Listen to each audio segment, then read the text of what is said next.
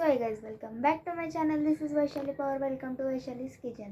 तर आज आपण आहे ना तिळगुळाचे लाडू बनवणार आहे, कारण आता संक्रांत येणार आहे आणि मी त्याची रेसिपी तुमच्यासोबत शेअर करणार आहे. आणि रेसिपीसाठी पूर्ण व्हिडिओ बघून जा, स्टे ट्यून. चला आता आपण लाडू बनवू. तर सगळ्यात आधी इथं मी 1 वाटी शेंगदाणे घेतले आणि त्याला चांगलं भाजून घ्यायचं.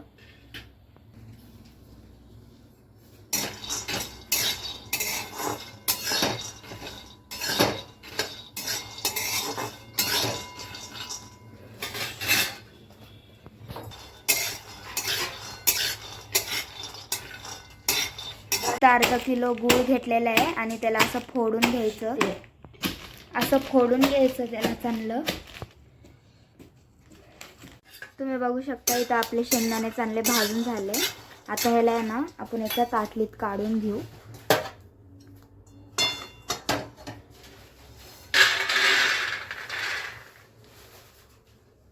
आता आहे ना ह्यानंतर ना आपण त्याच कढईत आपण तीळ भाजून घेऊयात.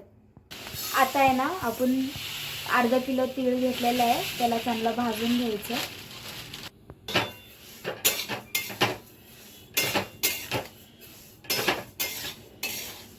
गूळ आहे ना असं ह्याला चांगलं बारीक करून घ्यायचं. तुम्ही बघू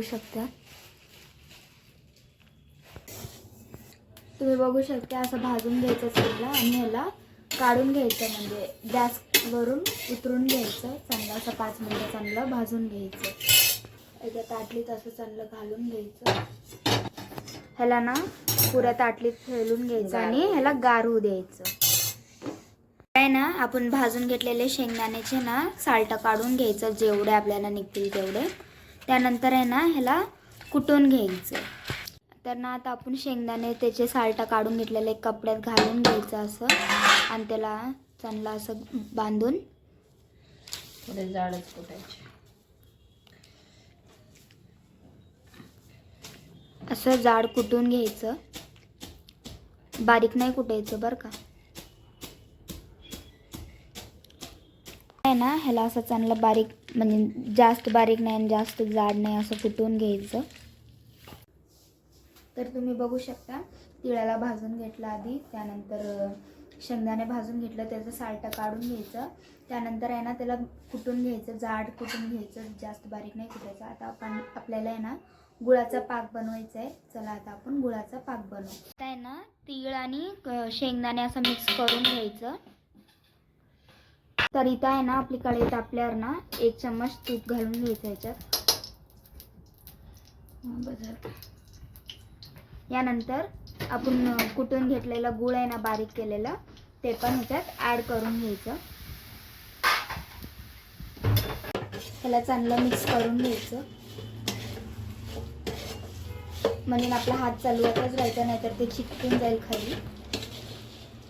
तुम्ही बघू शकता चांगलं पिघळून चाललंय ते, म्हणजे त्याचा पाक रेडी होऊन राहिलं. असं आपला हात चालवत. तर तुम्ही बघू शकता इथं आपला पाक रेडी झालेला आहे. तर आहे ना आपला पाक रेडी झाले का नाही म्हणून ह्याच्यात पाणी घ्यायचं आणि असं घालून चेक करायचं. जर आपलं पाक रेडी झालं म्हणजे ते असं गोल गोल बनून असं घट्ट बनून आलं ना, मग समजून घ्यायचं आपलं पाक रेडी झालेलं आहे. तुम्ही बघू शकता तीळ आणि शेंगदाणे आहे ना ते पण त्याच्यात ॲड करून घ्यायचं. आता ह्याला चांगलं असं मिक्स करून घ्यायचं आणि आपण जे पाक केलं होतं ना त्याच्यात ह्याला घालून घ्यायचं.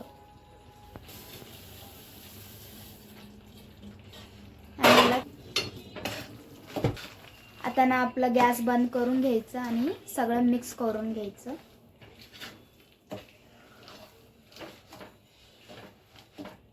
तर आहे ना चांगलं मिक्स झाल्यावर ना त्याला ना चांगला असा लाडू बांधून घ्यायचे त्याचे.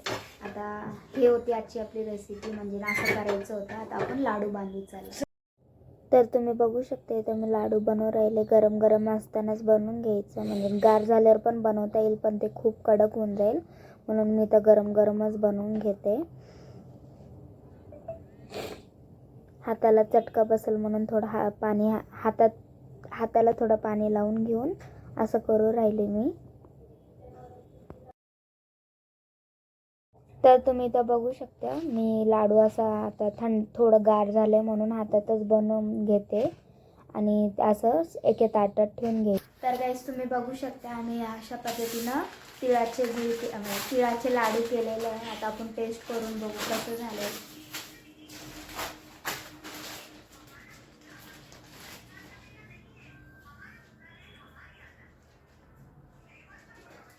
खूप टेस्टी झालेलं आहे आणि संक्रांतीसाठी आम्ही 2 दिवस आधी प्रिपेअर करून ठेवलेलं आहे. तर ही होती आजची आपली रेसिपी.